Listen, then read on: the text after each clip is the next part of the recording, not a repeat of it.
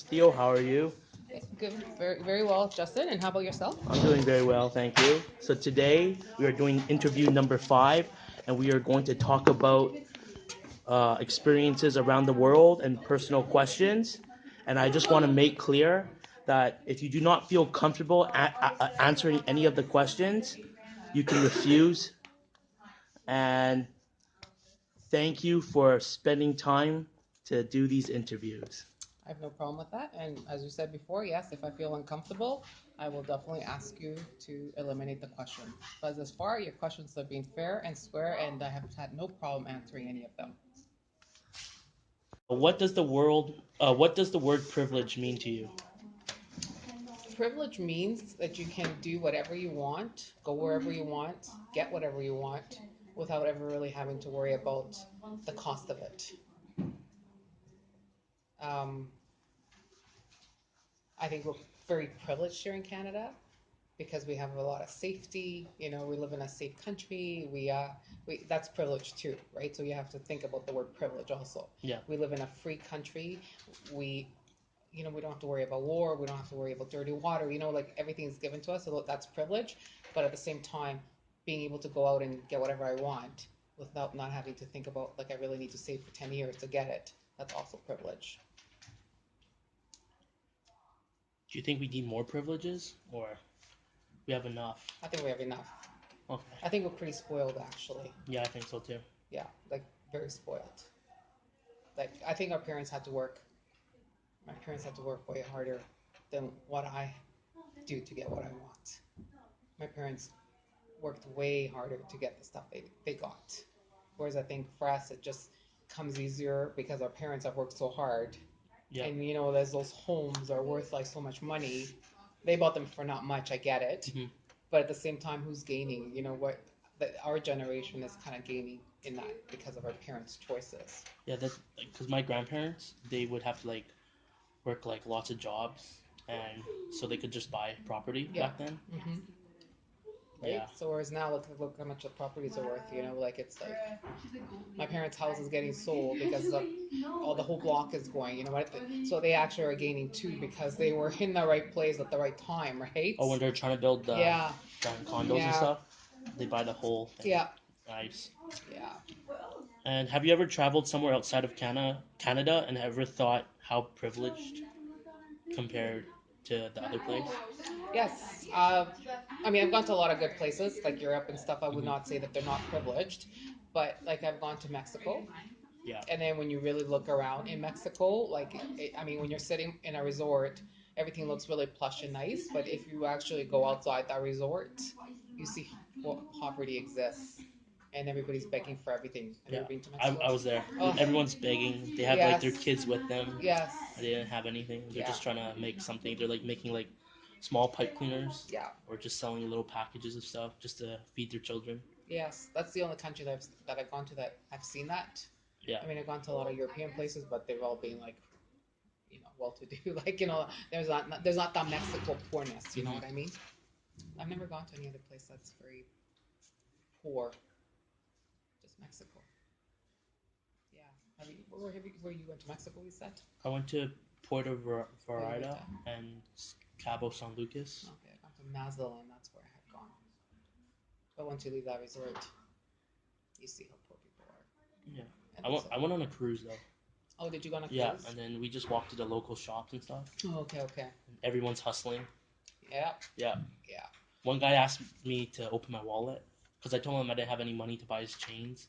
Oh, He's like, "Open up your wallet. Let me see." holy moly! I know. He was a big guy too, so I was like, so I just walked away. That's good. That's good. That got really scary fast. Yeah. Okay, so And someone who grew up in a perfect society and would never know what it would be like living without the privileges, and then they would start complaining about their lives. Would you say anything to them? And like, what would you say? I would say, I'd say sometimes you need to wake up and smell the coffee because if you really look around, it wouldn't be like everybody has their story. Maybe out on the outside, you see that they have this perfect life, but really, when you go inside, everybody has their personal struggles. Like I don't think just because you come from a well-to-do family, you don't have any struggles. Like there's tons of struggles there. Like, I mean, I have a friend who really, honestly, she has so much money, she doesn't even know how to do it, what to do with it.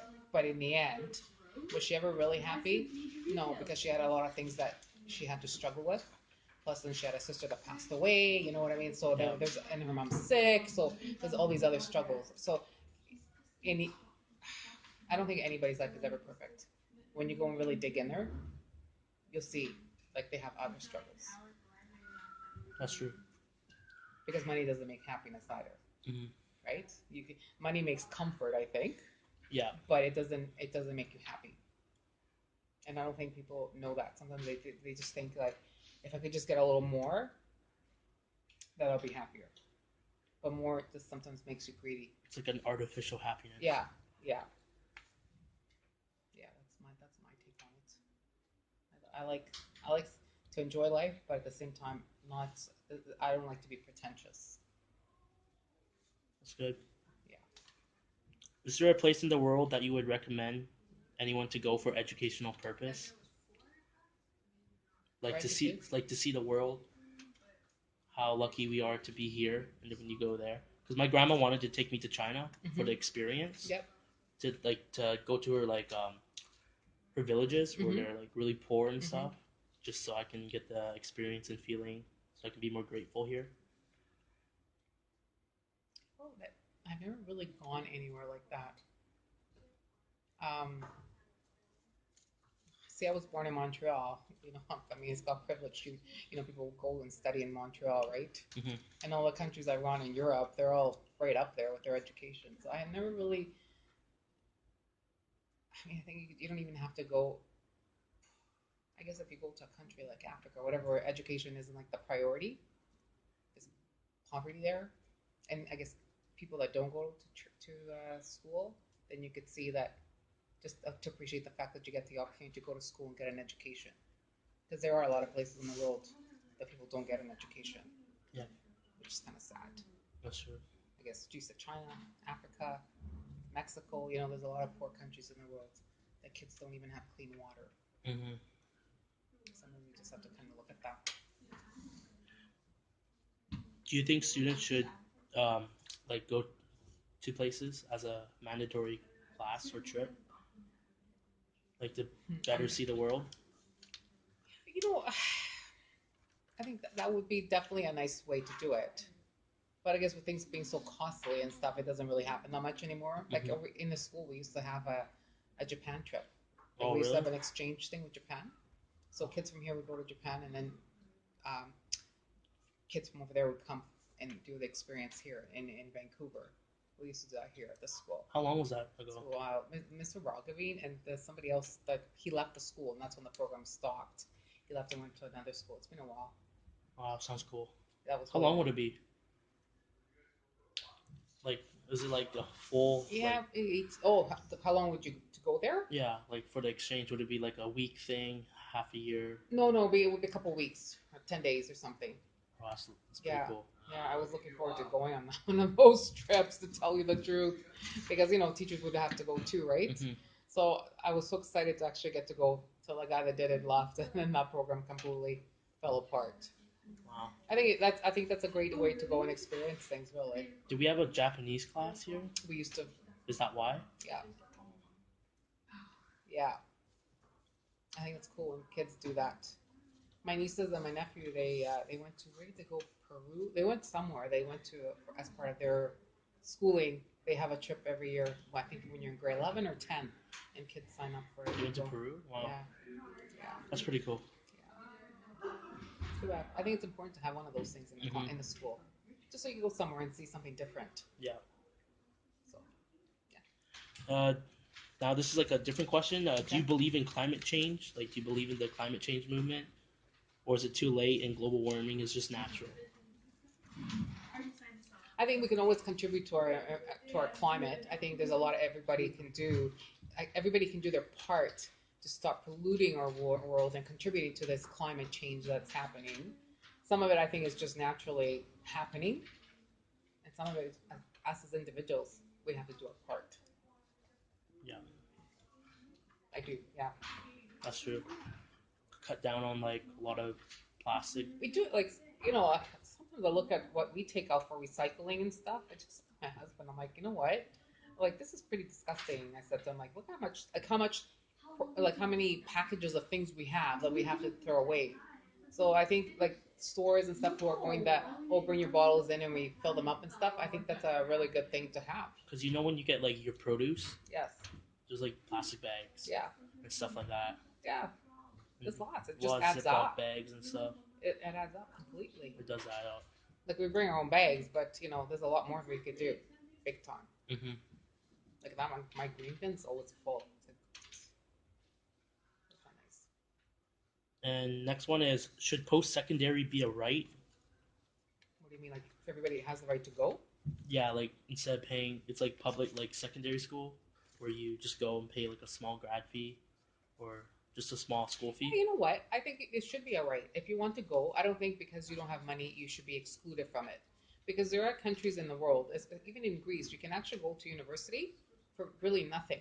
And people get very good education. Like they're highly recommended actually. So I don't think it should be for the privileged ones, like people that have money. Mm-hmm. I think it should be opened up to everybody.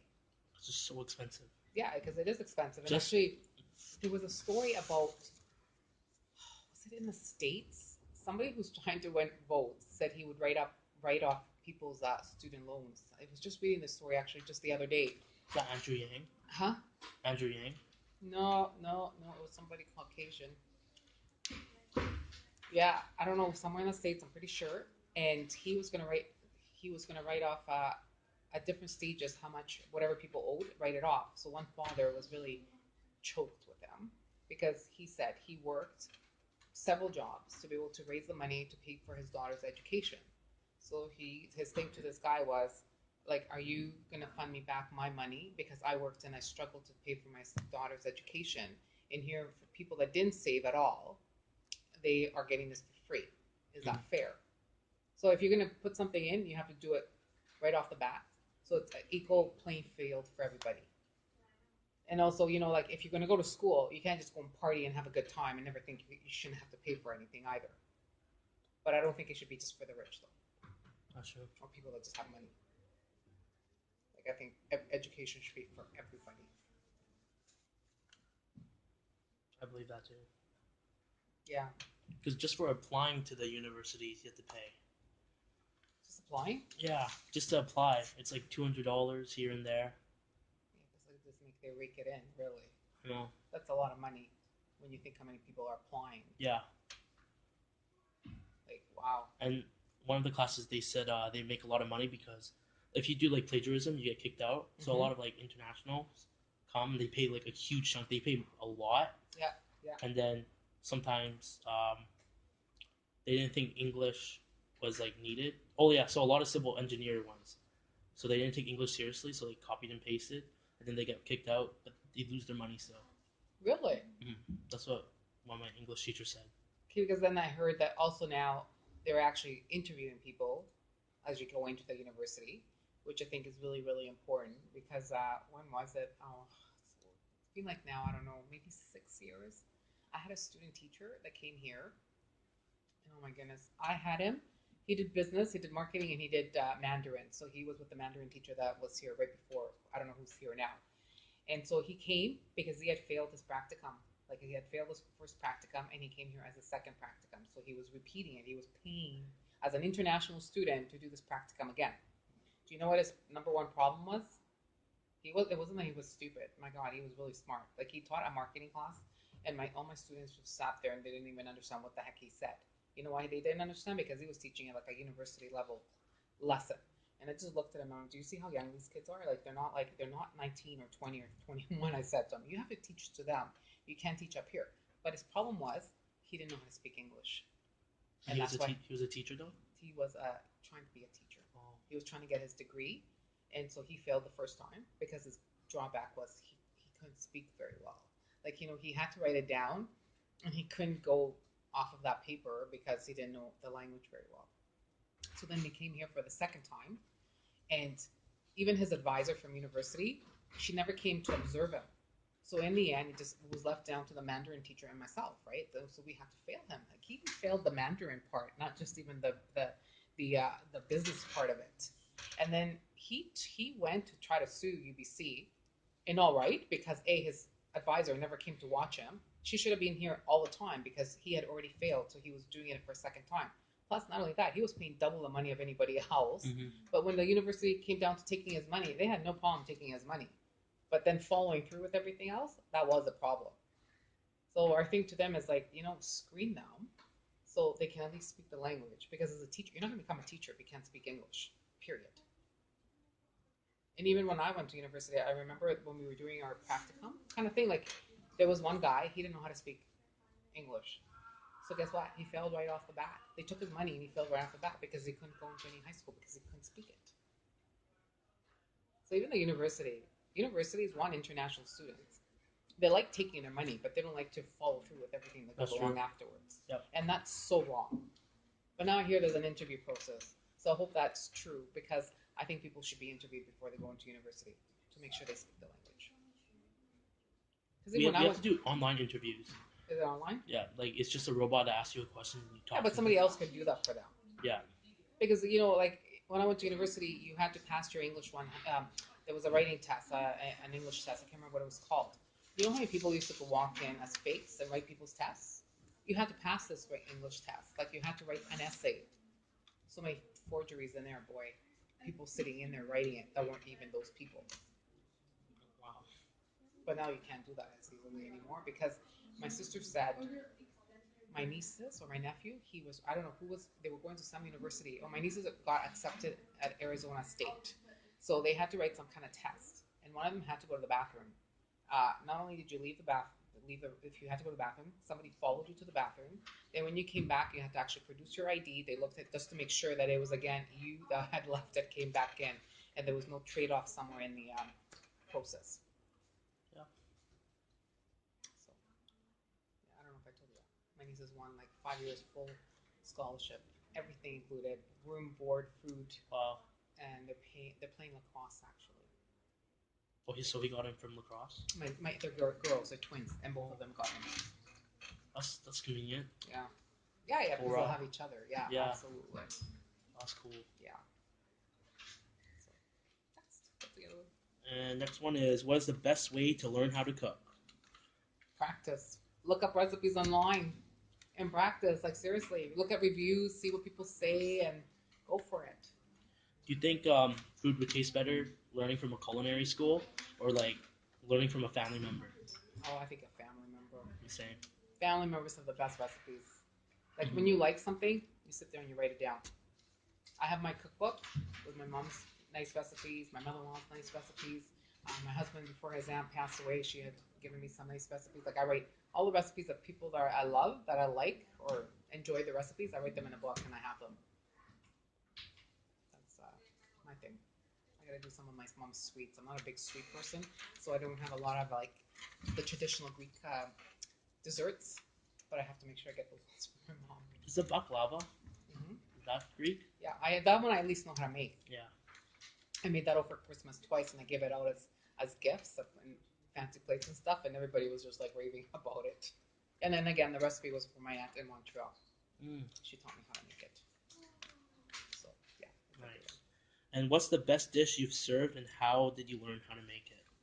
Best dish? Yeah. Final question. Oh, my best dish.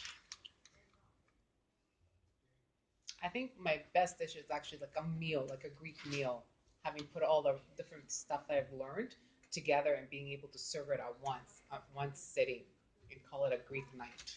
Because remember, I like Greek food, but my mom makes everything, so I just go to her house and eat it. So for me to actually learn how to do the spinach pies and everything else, the cheese pies and the roasted lamb, and put it together and then serve it to somebody as a meal, that's my biggest accomplishment. I've never served it to a Greek person because I don't want to be critiqued by a Greek person, but I have for friends who are not Greek. Thank you again, Ms. Theo, for spending your time to answer my questions for this interview. You're welcome, Dustin. I hope everything goes well with you, and good luck putting it all together. Thank you. You're welcome.